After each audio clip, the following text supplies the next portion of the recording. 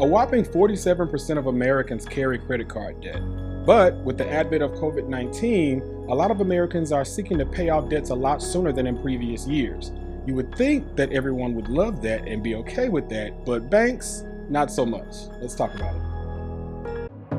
I was a diamond in the rough. They said what we had wasn't enough. They said there was no more room for us. But now we're here about to tear it up.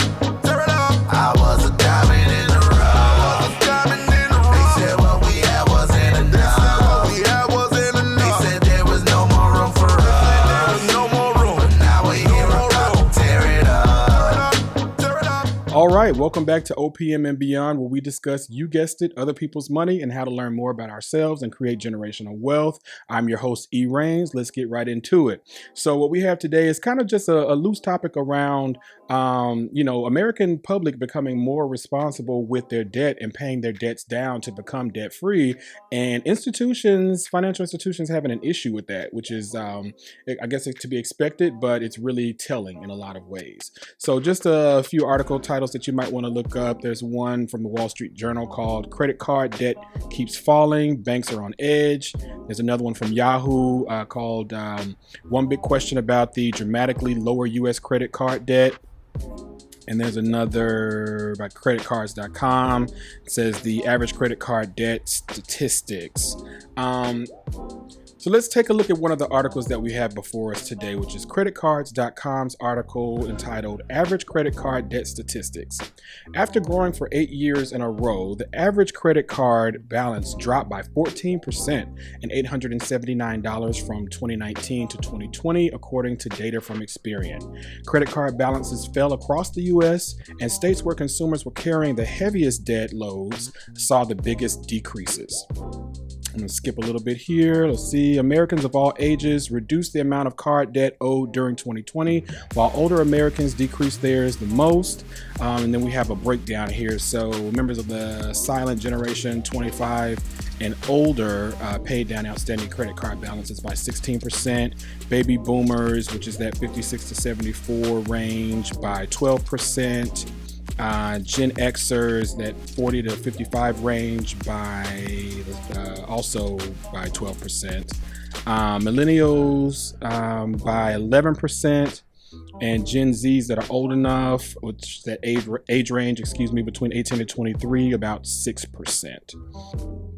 So basically, folks are paying off the credit cards. Folks are being a little more cognizant of the weight that debt can hold over them, especially during trying times. And so people are choosing to get out from under that, and it is being noticed across age ranges, right? At different rates, but noticeably across age ranges. And so what that tells us is that people are understanding the situation. They're understanding their own finances and what they need to do in order to be solvent and flexible enough to be able to handle things that are actually truly important and not have just useless debt for no apparent reason. So people are paying things down, being a little bit more responsible, but apparently this is freaking the banks out because there are a whole host of fees and other things that come about by, folks with revolving credit, who are either having late payments or there's interest accruing on those revolving payments, 14, 15, 18, 20 something percent, some crazy stuff. But that's a source of income or a source of revenue for banks. And when that drops significantly, then there becomes a question of how viable that is moving forward if we're seeing that people being more financially responsible is becoming a trend as opposed to a momentary thing. And so that's what we're looking to see here. I mean, it's exciting to see that people are, taking more control over their finances and making sure that they are not being, slave to lender type of thing, and really trying to get out from under that. And it's interesting how there's so much of a business model set up by financial institutions to take advantage of people's poor choices. And so it's almost like there is a push to make sure that certain people remain irresponsible. or a great deal of people remain irresponsible because that is a source of revenue. And we have to be smarter than that, and be more cognizant of the impact that that's having on us. And so it's a really good thing. I mean, this article, these different articles, I should say, I'm really liking the fact that people are waking up to the fact that, hey, I should maybe make some changes here. And hopefully it's not a momentary thing. Hopefully it's really something that will carry forward into the future, and people will understand that they maybe should limit their debt and decrease it as much as possible in order to have spending power when necessary on different things like investing. If you want to pay for things, you'll have the money to do that without necessarily carrying a lot of debt, and really just being able to secure generational wealth that way. So we want to kind of explore this a little bit to understand, like what are some of the things that you could be thinking about to help you kind of stay out of the crosshairs of these predatory type of, fees and extra costs that may come about due to your credit or your borrowing of sorts, right? So one of the things to think about is the idea of being a transactor as opposed to a revolver.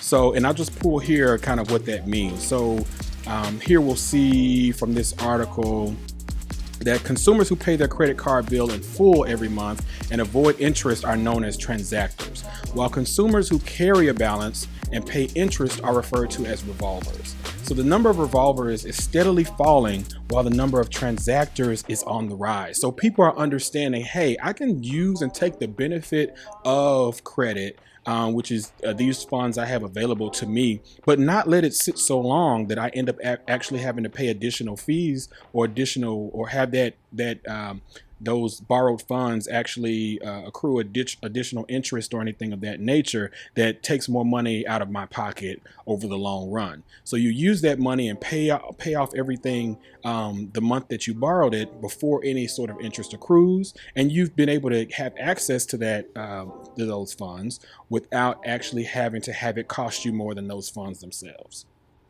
And so that's something to really think about if you're going to continue to use credit. It's also something that may additionally help your credit score if you're looking to, establish credit, or if you're looking to repair credit. Yeah, using that credit card, knowing that you have, the cash to pay that off without letting that debt revolve, is a great opportunity for you to do that. The problem is the discipline that it takes to do that, many people simply don't have just yet. And that's okay. You just have to kind of know where you are in that.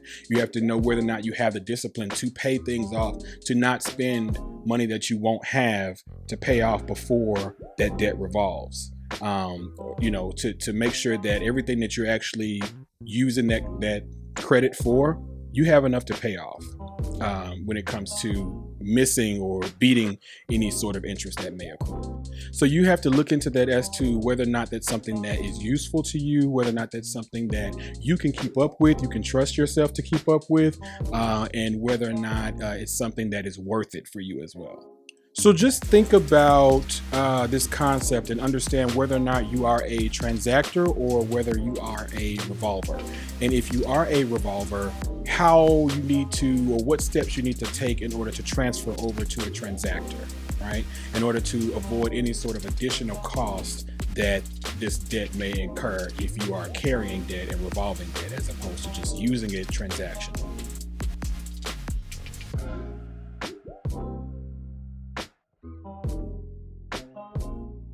So here we'll just list a few things that may also be of interest to you if you're part of that wave or want to be part of that wave of kind of getting out of unnecessary credit card debt.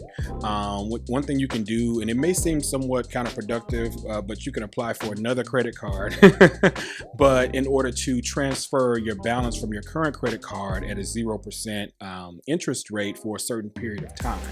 Now, if you think that you can transfer that amount, and there's there's not fees that make it not worth it to transfer it.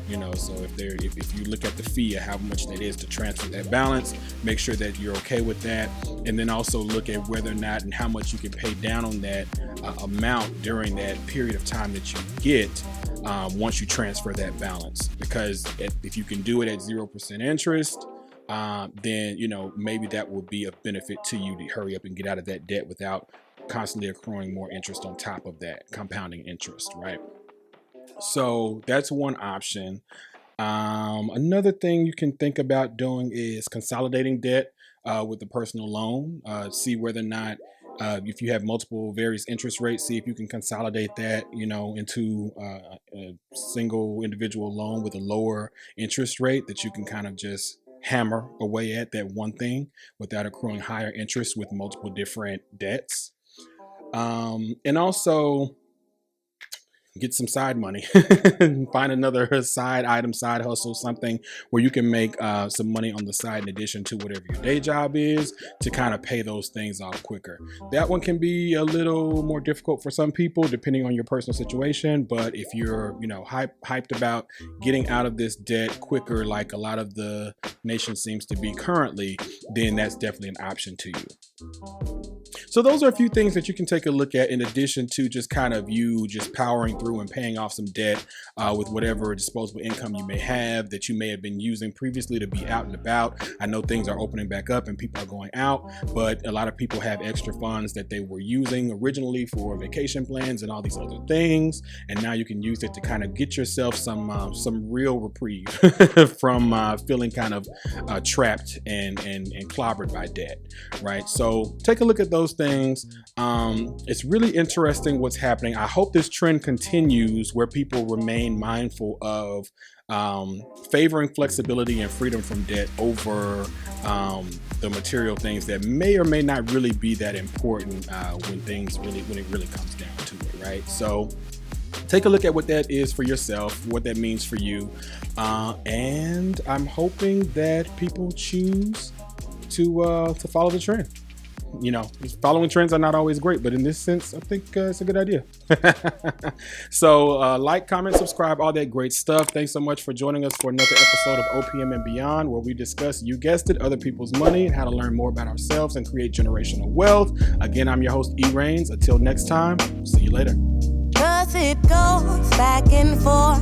I know that you feel that pressure, but I don't ever fall. Keep on rising like a diamond in the rough.